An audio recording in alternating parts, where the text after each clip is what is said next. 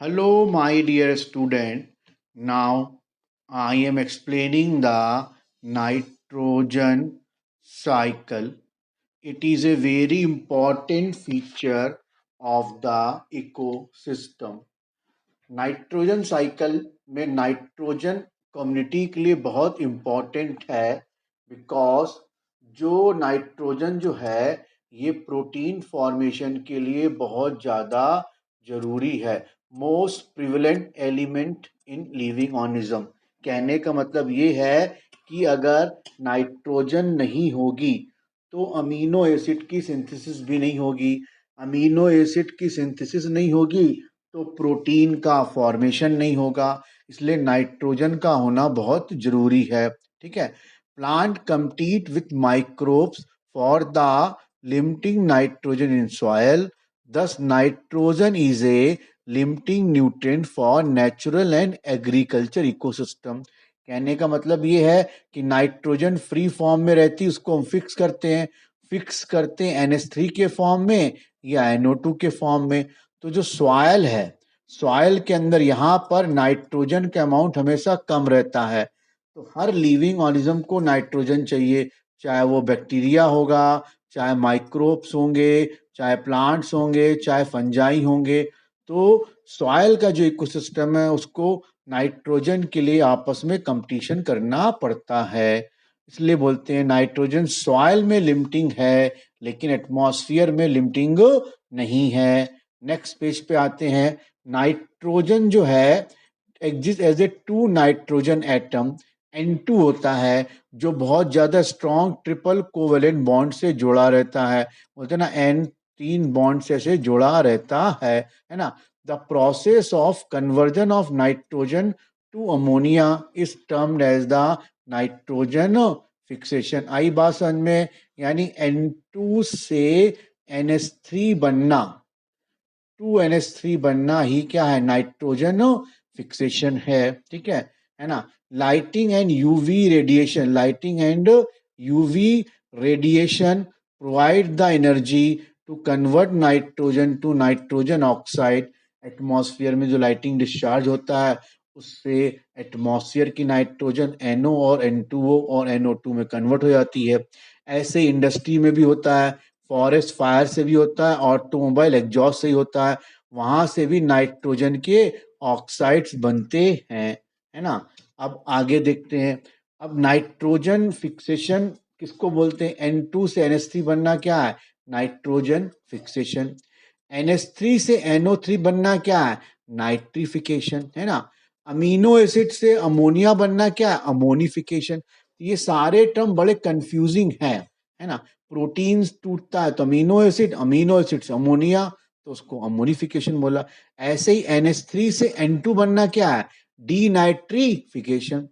NH3 जो soil में NH3 है, जो सॉइल में NH3 है ये NO2 में कन्वर्ट होगा, NO2 से NO3 में कन्वर्ट होगा, जिसको हम बोलते हैं नाइट्रिफिकेशन। और ऐसे बैक्टीरिया कहलाए जाते हैं कीमो ऑटोट्रॉप। नेक्स्ट पेज पे आते हैं। अब ये साइकिल नाइट्रोजन फिक्सेशन की है जो NCERT में बनी हुई है। इसको ध्यान से देखिए। ये एटमॉस्फेयर की नाइट्रोजन है, बायोलॉजिकल नाइट्रोजन फिक्सेशन हुआ तो ये अमोनिया बन गया। अमोनिया कहाँ बन रहा है? सॉइल में। यही अमोनिया NO2 फिर NO3 में कन्वर्ट हुआ। इस पूरे प्रोसेस को हम बोलेंगे नाइट्रिफिकेशन, है ना। और नाइट्रिफिकेशन के प्रोसेस में बैक्टीरिया लगते हैं कीमो ऑटोट्रॉफ, जो पीछे मैंने आपको बताया था। कौन कौन से लगेंगे? नाइट्रोसोमोनास, है ना, एंड नाइट्रोबैक्टर, ये दो लगेंगे। तो ये पूरा प्रोसेस क्या कहलाता है? कीमो ऑटोट्रॉफ बैक्टीरिया के थ्रू कंप्लीट होता है। ठीक है। अब ये NO3 जो होती है प्लांट्स एब्जॉर्ब कर लेते हैं। इस NO3 को प्लांट अमीनो एसिड में कन्वर्ट करते हैं जिससे प्लांट प्रोटीन और एनिमल बायोमास बनता है। जब ये दोनों डाई होते हैं तो फिर ये सॉइल में आ जाते हैं। सॉइल में इसका डिकम्पोजिशन होता है तो प्रोटीन टूट के अमीनो एसिड बनाता है, अमीनो एसिड से वापस अमोनिया बन जाती है। तो इस तरह साइकिल चलती रहती है। इसके अलावा जो इंडस्ट्रियल फिक्सेशन होता है, ये इंडस्ट्रियल फिक्सेशन हो रहा है, ये भी NH3 बना रहा है। कभी कभार NO3 जो होती है वो N2 में कन्वर्ट होकर एटमॉस्फेयर में चली जाती है, ऐसे, जिसको बोलते हैं डीनाइट्रीफिकेशन। ठीक है, अब इसी साइकिल को डिटेल में समझते हैं। ऊपर मैंने ऑलरेडी लिख दिया हुआ है। डीनाइट्रीफिकेशन में कौन सा बैक्टीरिया यूज होता है? स्यूडोमोनास एंड थायोबैसिलस, ये दोनों बहुत ही इंपॉर्टेंट हैं। ऐसे डिकम्पोजिशन में क्या होता है? Organic nitrogen of dead plants animal also ammonia is called the ammonification. Next slide पर आइए।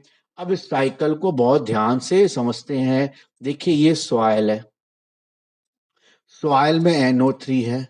NO3 को रूट के थ्रू हम जाइलम में लेके गए, जाइलम से हम कहाँ लेके गए? लीफ में लेके गए। लीफ में क्या होता है? ये NO3 NH3 में कन्वर्ट होता है, इसको बोलते हैं नाइट्रोजन एसिमिलेशन। NO3 का NH3 में कन्वर्ट होना क्या है? Nitrogen assimilation. अब NH3 सबके लिए हार्मफुल है, जितनी भी यूकैरियोटिक सेल है, चाहे वो प्लांट हो या फिर एनिमल हो, सबके लिए हार्मफुल है।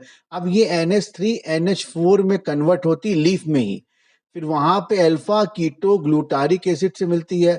Alpha keto glutaric acid Krebs cycle से आता है और ये बनाता है glutamic amino acid. Glutamic amino acid जो होता है दूसरे अमीनो एसिड में चेंज हो जाता है by the transamination process. ये सब लीफ में हो रहा है। क्लियर हो गया? हाँ। अब जब ये नाइट्रोजन का एसिमिलेशन होता है तो यहाँ पे NO3 रिडक्टेज एंजाइम लगता है, क्योंकि NO3 से NH3 बन रहा है। ट्रांस एमिनेशन में जो ग्लूटामिक अमीनो एसिड है वो दूसरे अमीनो एसिड में कन्वर्ट हो गया।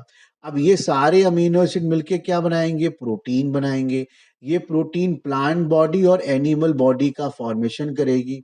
जब ये दोनों डाई कर जाएंगे तो इनका डिकम्पोजिशन होगा। डिकम्पोजिशन में प्रोटीन से क्या बनेगा? Amino acid. ये अमीनो एसिड क्या बन जाएगा? अमोनिया। इसको बोलते हैं अमोनिफिकेशन। इसको क्या बोलेंगे? अमोनिफिकेशन। फिर इस अमोनिया से क्या बन गया? NO2। NO2 फिर NO3। ये प्रोसेस पूरा क्या कहलाएगा? नाइट्रिफिकेशन। फिर यही NO3 जो सॉइल में थी वो इधर आ गई, तो ये वापस साइकिल ऐसे चलती ही रहेगी, है ना। इस तरह अपना नाइट्रोजन साइकिल पूरा हो जाता है। क्लियर हो गया? इस चैप्टर में एक और इम्पॉर्टेंट पॉइंट है, उसको भी देख लीजिए। मिनरल न्यूट्रिशन बोलता है 3 टाइप के एलिमेंट्स होते हैं। एक होते हैं मोबाइल एलिमेंट, सोडियम, पोटेशियम और मैग्नीशियम। मोबाइल एलिमेंट जो होते हैं वो ओल्ड लीफ से यंग लीफ की तरफ मोबाइल होते हैं। ठीक है, इसीलिए जो मोबाइल एलिमेंट है उनकी हमेशा ओल्ड लीफ में कमी होगी, क्योंकि ओल्ड का एलिमेंट कहाँ चला गया? यंग में चला गया। ठीक है। हाँ, जो नॉन मोबाइल एलिमेंट है ये मूव करते नहीं है, मतलब ओल्ड में है तो ओल्ड में ही रहेंगे, यंग में नहीं पहुंचेंगे। तो यंग लीफ में नॉन मोबाइल एलिमेंट की कमी दिखेगी, है ना, और ओल्ड लीफ में मोबाइल एलिमेंट की कमी दिखेगी। ठीक है। कुछ एलिमेंट्स रीमोबिलाइज्ड होते हैं। रीमोबिलाइज जब एजिंग होने लगती है तो वो वहां से निकल के प्लांट के यंग पार्ट्स में चले जाते हैं, इनको बोलते हैं रीमोबिलाइज। जिसमें फास्फोरस और सल्फर आएंगे। तो ये mobile element show the deficiency in a old leaf, है ना। Non mobile show the deficiency in a young leaf. And remobilise कब निकलते हैं? जब लीफ ओल्ड हो जाती, गिरने लगती, तब वो वहां से निकल के न्यू लीफ में जाते हैं। इस तरह से ये अपना टॉपिक कंप्लीट हुआ। अपना फीडबैक दीजिए और लाइक शेयर कमेंट करिए। Okay bye.